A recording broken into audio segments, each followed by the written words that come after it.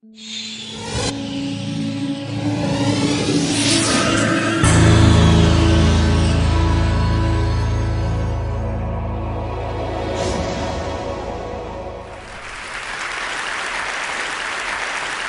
a few minutes ago, I took this picture about 10 blocks from here. This is the Grand Cafe here in Oxford. I took this picture because this turns out to be the first coffee house to open in England in 1650. That's its great claim to fame. And I wanted to show it to you not because I want to give you the kind of, Starbucks tour of historic England, but rather because the English coffee house was crucial to the development and spread of one of the great intellectual flowerings of the last 500 years, what we now call the Enlightenment. And the coffee house played such a big role in the birth of the Enlightenment, in part because of what people were drinking there, right? Because before the spread of coffee and tea through British culture, what people drank, both elite and mass folks drank day in and day out from dawn until dusk, was alcohol, right? Alcohol was the daytime beverage of choice. You would drink a little beer with breakfast and have a little wine at lunch, a little gin, particularly around 1650, and top it off with a little beer and wine at the end of the day. That was the healthy choice, right? Because the water wasn't safe to drink. And so effectively, until the rise of the coffee house, you had an entire population that was effectively drunk all day. And you can imagine what that would be like, right, in your own life, and I know this is true of some of you, if you were drinking all day and then you switched from a depressant to a stimulant in your life, you would have better ideas. You would be sharper and more alert. And so it's not an accident that a great flowering of innovation happened as England switched to tea and coffee. But the other thing that makes the coffee house important is the architecture of the space. It was a space where people would get together from different backgrounds, different fields of expertise, and share. It was a space, as Matt Ridley talked about, where ideas could have sex, right? This was their conjugal bed, in a sense. Ideas would get together there. And an astonishing number of innovations from this period have a coffee house somewhere in their story. I've been spending a lot of time thinking about coffee houses for the last 5 years because I've been kind of on this quest to investigate this question of where good ideas come from. What are the environments that lead to unusual levels of innovation, unusual levels of creativity? What's the kind of environmental, what is the space of creativity? And what I've done is I've looked at both environments like the coffee house, I've looked at like media environments like the World Wide Web that have been extraordinarily innovative. I've gone back to the history of the first cities. I've even gone to biological environments like coral reefs and rainforests that involve unusual levels of biological innovation. And what I've been looking for is shared patterns, kind of signature behavior that shows up again and again in all of these environments. Are there recurring patterns that we can learn from, that we can take and kind of apply to our own lives or our own organizations, our own environments, to make them more creative and innovative? And I think I found a few. But what you have to do to make sense of this and to really understand these principles is you have to do away with a lot of the way in which our kind of conventional metaphors and language steers us towards certain concepts of idea creation, right? We have this very rich vocabulary to describe moments of inspiration, right? We have the kind of the flash of insight, the stroke of insight, we have epiphanies, we have eureka moments, we have the light bulb moments, right?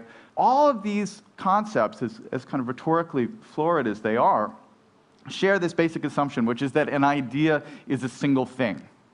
It's something that happens often in a wonderful, illuminating moment. But in fact, what I would argue, and what you really need to kind of begin with, is this idea that an idea is a network on the most elemental level, right? I mean, this is what is happening inside your brain. An idea, a new idea, is a new network of neurons firing in sync with each other inside your brain. It's a new configuration that has never formed before, right? And the question is, how do you get your brain into environments where these new networks are going to be more likely to form? And it turns out that, in fact, the kind of network patterns of the outside world mimic a lot of the network patterns of the internal world of the human brain. So the metaphor I'd like to use is actually, I can take from a story of a great idea that's quite recent, a lot more recent than the 1650s. A wonderful guy named Timothy Prestero, who has an organization called Design That Matters.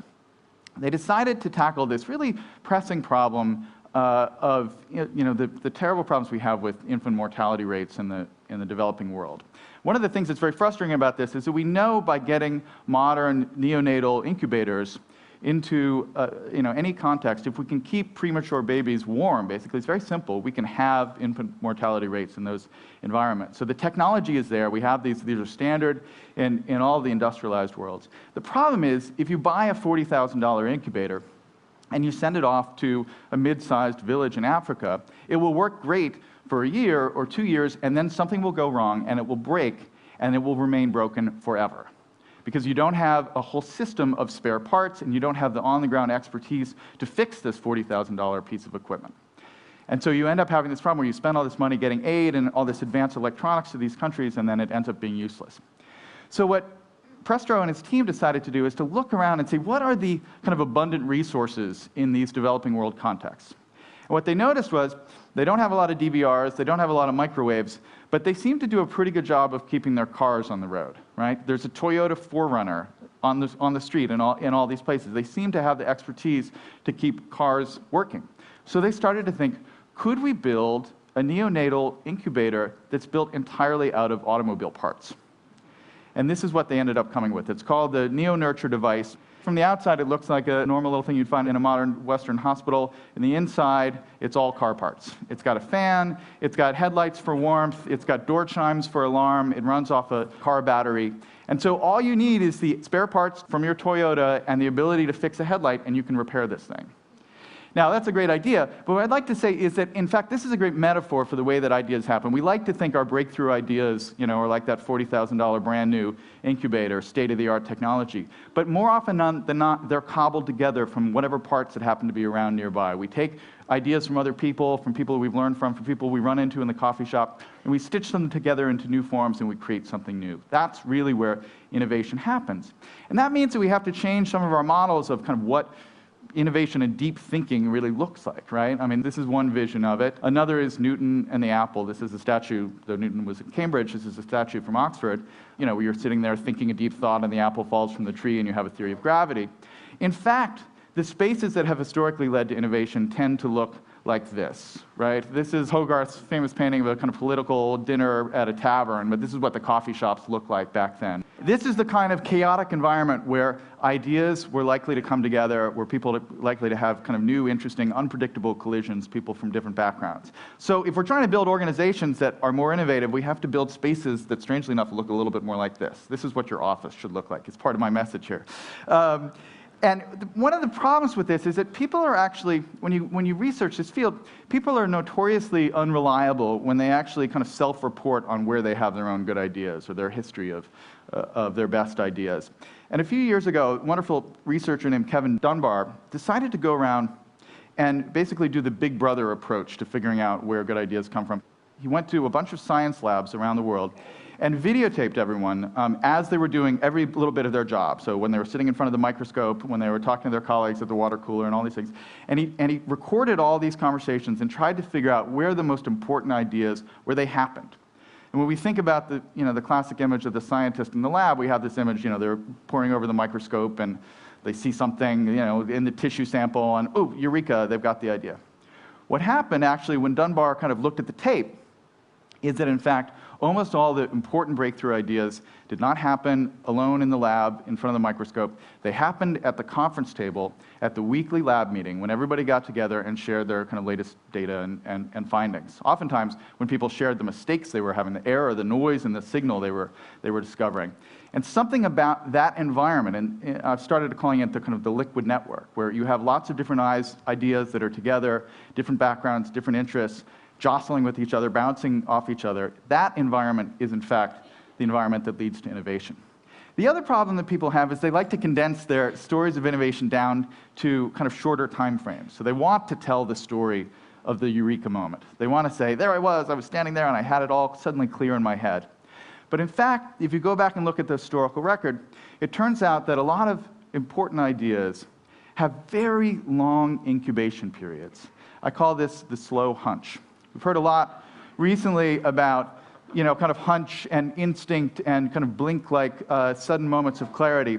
But in fact, a lot of great ideas linger on, sometimes for decades, in the back of people's minds. They have a feeling that there's an interesting problem, but they don't quite have the tools yet to discover them. They spend all this time, kind of working on certain problems, but there's another thing lingering there that they're interested in, but they can't quite solve. Darwin is a great example of this. Darwin himself, in his autobiography, tells the story of coming up with the idea for natural selection as a classic eureka moment. He's in his study, it's October of 1838, and he's reading Malthus, actually, on population, and all of a sudden, the basic algorithm of natural selection kind of pops into his head, and he says, at last, I had a theory with which to work. That's in his autobiography. About a decade or two ago, a wonderful scholar named Howard Gruber went back and looked at Darwin's notebooks from this period, and Darwin kept these copious notebooks where he wrote down every little idea he had, every little hunch, and what Gruber found was that Darwin had the full theory of natural selection for months and months and months before he had his alleged epiphany reading Malthus in October of 1838. There are passages where you can read it and you think like you're reading from a Darwin textbook from the period before he has his epiphany. And so what you realize is that Darwin, in a sense, had the idea, he had the concept, but was unable to fully thinking it yet. And that is actually how great ideas often happen. They fade into view over long periods of time. Now, the challenge for all of us is, how do you create environments that allow these ideas to have this kind of long half-life, right? It's hard to go to your boss and say, I have an excellent idea for our organization. It will be useful in 2020. Could you just give me some time to do that? Now, a couple of companies like Google, they have innovation time off, 20% time, where in a sense, those are hunch cultivating mechanisms in an organization. But that's a key thing. And the other thing is to allow those hunches to connect with other people's hunches. That's what often happens. You have half of an idea, somebody else has the other half, and if you're in the right environment, they turn into something larger than the sum of their parts. So in a sense, we often talk about the value of protecting intellectual property, building barricades, having secretive R&D labs, patenting everything that we have, so that those ideas will remain valuable and people will be incentivized to come up with more ideas, and the culture will be more innovative. But I think there's a case to be made that we should spend at least as much time, if not more, valuing the premise of connecting ideas and not just protecting them. And I'll leave you with this story, which I think captures a lot of these values, and it's just a wonderful kind of tale of innovation and how it happens in unlikely ways. It's October of 1957, and Sputnik has just launched. And we're in Laurel, Maryland, at the Applied Physics Lab associated with Johns Hopkins University. And it's Monday morning, and the news has just broken about this satellite that's now orbiting the planet. And of course, this is nerd heaven, right? There are all these physics geeks who are there thinking, oh my gosh, this is incredible, I can't believe this has happened. And two of them, two 20-something researchers at the APL, are there at the cafeteria table having an informal conversation with a bunch of their colleagues, and these two guys are named Geyer and Weifenbach. And they start talking, and one of them says, hey, has anybody tried to listen for this thing? There's this man-made satellite up there in outer space that's obviously broadcasting some kind of signal. We could probably hear it if we tune in. And so they ask around to a couple of their colleagues, and everybody's like, no, I hadn't thought of doing that. That's an interesting idea. And it turns out Weifenbach is kind of an expert in microwave reception, and he's got a little antenna set up with an amplifier in his office. And so Geyer and Weifenbach go back to Weifenbach's office, and they start kind of noodling around, hacking, as we might call it now. And after a couple of hours, they actually start picking up this signal, because the Soviets made Sputnik very easy to track. It was right at 20 megahertz, so that you could pick it up really easily, because they were afraid that people would think it was a hoax, basically. So they made it really easy to find it. And so these two guys are sitting there listening to this signal, and people start kind of coming into the office and saying, wow, that's pretty cool. Can I hear? Well, that's great. And before long, they think, well, geez, this is kind of historic. We may be the first people in the United States to be listening to this. We should record it. And so they bring in this big clunky analog tape recorder, and they start recording these little bleep, bleeps, and they start writing down the kind of date stamp, time stamps for each little bleep that they record. And then they start thinking, well, gosh, we're noticing small little frequency variations here. We could probably calculate the speed that the satellite is traveling if we do a little basic math here using the Doppler effect. And then they played around with it a little bit more, and they talked to a couple of their colleagues who had other kind of specialties, and they said, geez, I think we could actually look at the slope of the Doppler effect to figure out the points at which the satellite is closest to our antenna and the points at which it's furthest away. That's pretty cool. And eventually they get permission. This is all a little side project that hadn't been officially part of their job description. But they get permission to use the new UniVac computer that takes up an entire room that they'd just gotten at the APL. And they run some more of the numbers. And at the end of about 3 or 4 weeks, it turns out they have mapped the exact trajectory of this satellite around the Earth just from listening to this one little signal, going off on this little side hunch that they've been inspired to do over lunch one morning. A couple of weeks later, their boss, Frank McClure, pulls them into the room and says, hey, you guys, I have to ask you something about that project you were working on. You've figured out an unknown location of a satellite orbiting the planet from a known location on the ground. Could you go the other way? Could you figure out an unknown location on the ground if you knew the location of the satellite? And they thought about it, and they said, well, I guess maybe you could. Let's run the numbers here. And so they went back, and they thought about it, and they came back and said, actually, it'll be easier. And he said, oh, that's great, because, see, I have these new nuclear submarines that I'm building, and it's really hard to figure out how to get your missile so that it will land right on top of Moscow if you don't know where the submarine is in the middle of the Pacific Ocean. So we're thinking we could throw up a bunch of satellites and use it to track our submarines and figure out their location in the middle of the ocean. Could you work on that problem? And that's how GPS was born. 30 years later, Ronald Reagan actually opened it up and made it an open platform that anybody could kind of build upon, and anybody could come along and build new technology that would create and innovate on top of this open platform. Left it open for anyone to do pretty much anything they wanted with it. And now, I guarantee you, certainly half this room, if not more, has a device sitting in their pocket right now that is talking to one of these satellites in outer space. And I bet you, one of you, if not more, has used said device and said satellite system to locate a nearby coffee house somewhere in the last day or last week, right? And that, I think, is a great case study, a great lesson in the power, the marvelous kind of unplanned, emergent, unpredictable power of open, innovative systems. When you build them right, they will be led to completely new directions that the creators never even dreamed of. I mean, here you have these guys who basically thought they were just following this hunch, this little passion that had developed. Then they thought they were fighting the Cold War, and then it turns out they're just helping somebody find a soy latte. That is how innovation happens. Chance favors the connected mind. Thank you very much.